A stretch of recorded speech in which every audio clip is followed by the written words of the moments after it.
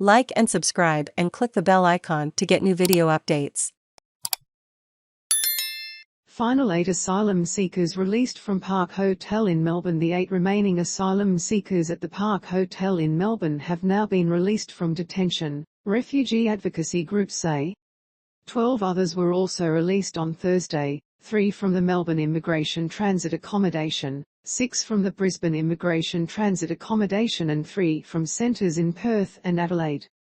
It is understood they will be granted bridging visas to stay in Australia temporarily. Mr Rintoul from the Refugee Advocacy Coalition said all of the detainees were recognised as refugees when they were on Nauru and Manus Island. Australian authorities have not yet confirmed whether this is the case. He said those released on Thursday were ecstatic. After the releases last Friday, the people that were left inside were anxious, puzzled, distraught to understand why they were still being detained. He said there were only 10 refugees left in detention across Australia, and he predicted they could be released soon. The Park Hotel was used to detain asylum seekers brought to Australia from offshore detention under now repealed Medevac laws. I do think that we have seen a group of people who have been very blatantly and quite deliberately victimised because they were brought here against the government's wishes, Mr Rintoul said. Tennis star Novak Djokovic was briefly held in the Park Hotel alongside the refugees after he entered the country to compete in the Australian Open without being vaccinated against COVID-19.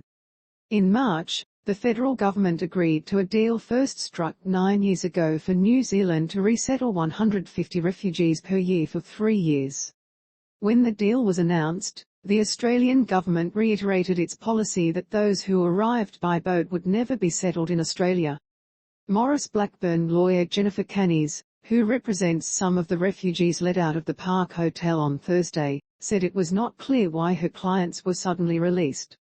We can only think that this is a last-minute political fix on an election eve to try to neutralise a political hot potato, she said. She said that while it was a relief that her clients were released, they still faced the uncertainty of not knowing where they would be permanently resettled. Read more. We're not cheering the government for what they've done today, Ms Kanis said. There still needs to be a reckoning of this very sad period in Australia's immigration history about how we have detained people for 9 years. The Asylum Seeker Resource Centre said on top of those freed today, 230 refugees had been released from detention centres across the country since December 2020.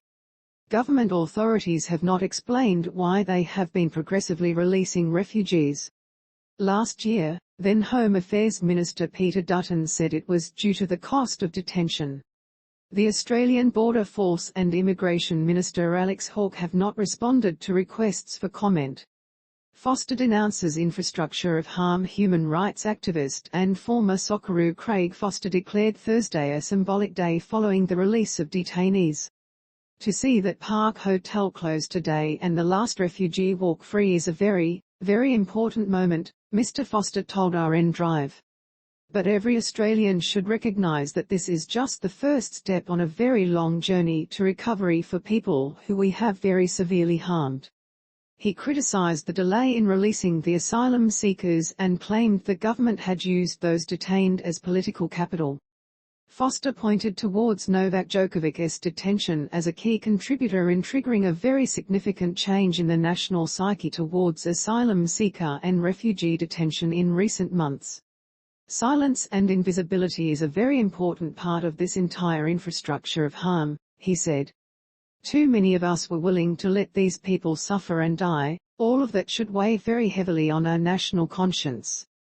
Posted yesterday at 3:39 a.m., updated 16 hours ago.